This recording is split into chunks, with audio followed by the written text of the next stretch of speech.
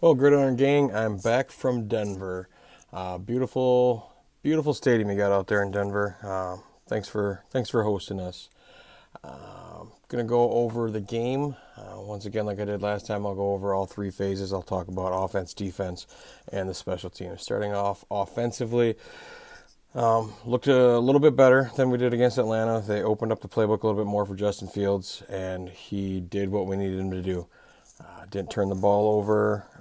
Did not put us in any precarious situations. Every ball that he threw was either only catchable by Pittsburgh or catchable by no one. He had a couple beautiful passes that were negated by penalties. One beautiful catch by Pickens that went for about 40 yards that was called back because of holding.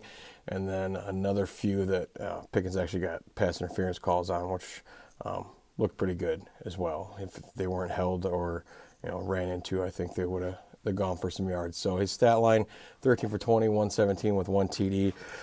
Isn't very impressive, but I think once he gets more comfortable in the offense, I think those numbers are going to go up. As far as the touchdown goes, that was a beautiful play. I really hope that we get Darnell Washington more involved in the offense, especially down there at the goal line.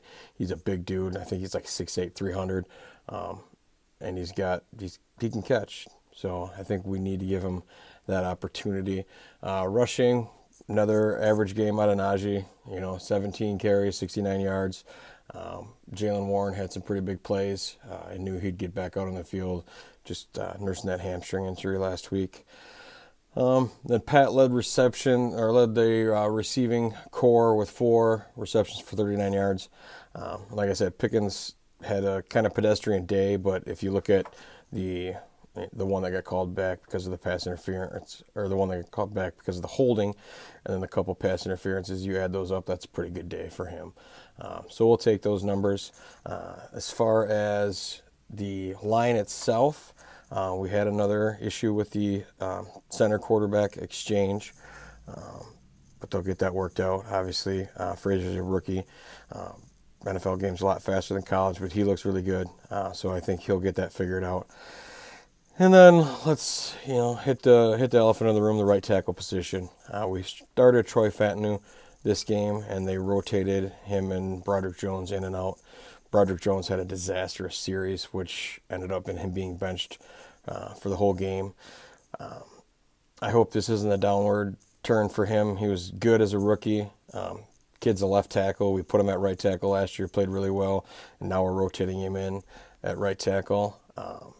After going into the season expecting to be the left tackle, I think we need to sit him down, give him reps at left tackle. I mean, Fontenot looked great at right tackle, and just see what Broderick can do, see if he can beat out Dan Moore for that left tackle position to solidify this line, because we got a lot of good young talent there.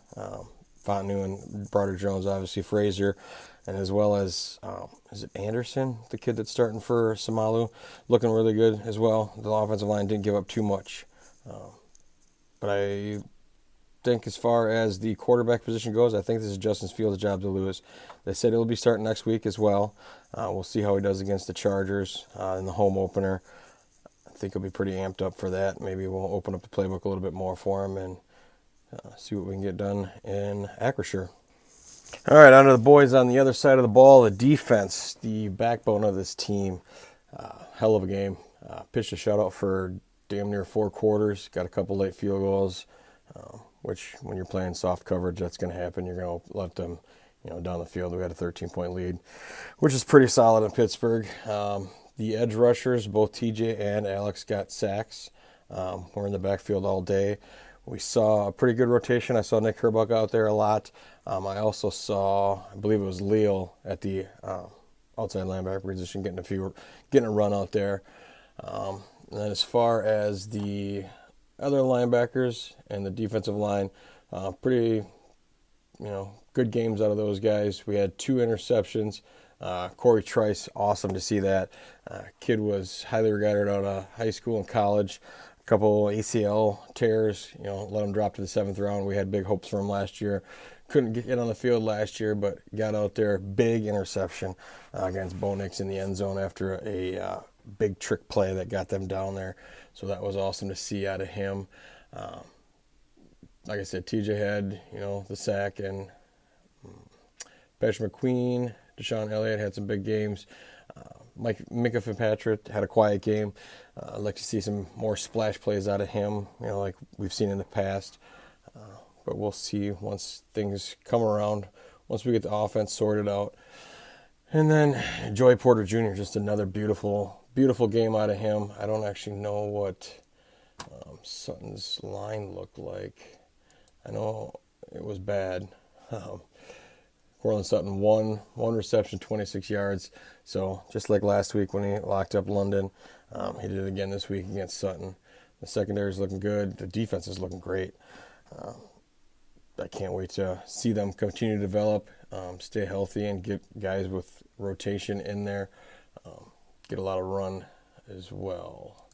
I just wanted to check on. I don't know. I don't remember seeing the rookie out there that much.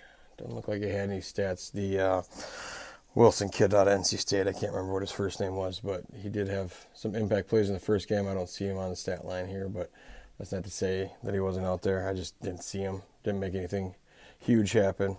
Other than that, the defensive line, he had some moves out of Benton, Loudermilk, which is nice to see. Those guys stepping up alongside of Cam and Okujobi. So I think this defense is set for some impressive statistical season.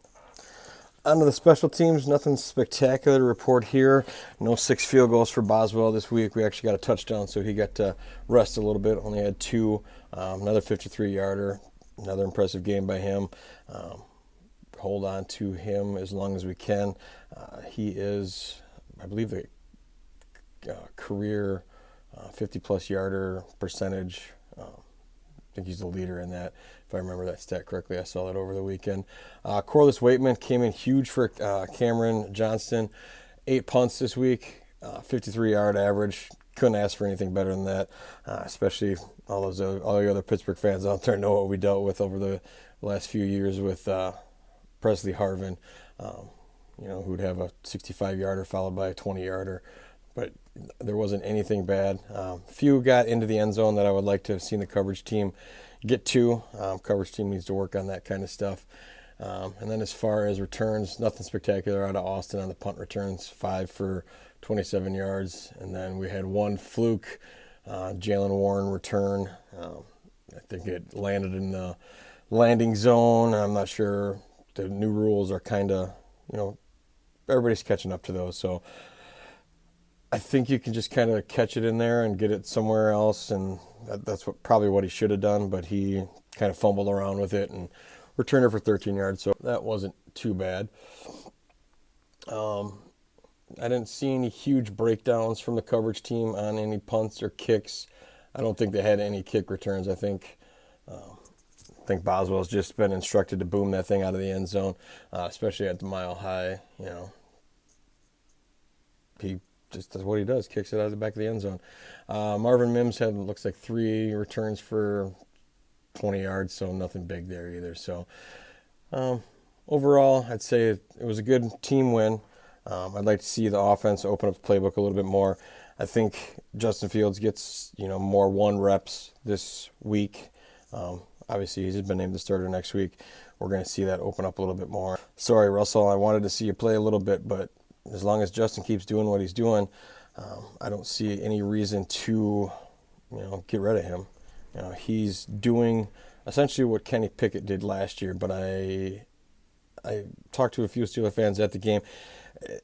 It feels different. It's the game managing. He's doing the game managing, but it feels different. You're not frightened. Besides the fourth quarter with Kenny Pickett, it was always, we're on the edge of our seat. I haven't felt that way at all yet, this with Justin Fields. So overall, good team victory. Everybody put, their team hats on. Nobody was upset about anything. The offensive line needs, to get a little work, needs to get a little consistency. But overall, big win out in Denver. Thanks for being a great host city. It was a wonderful trip. 10th trip I've done. I rank it as, I tied it for first. Obviously, the two first place that goes to the games with my boys. This was my second son's first game, and then obviously the other one with my oldest son when we went to Pittsburgh. Those are my top two cities that we've been to. So beautiful, beautiful time. Thank you, Denver. We'll see you next week.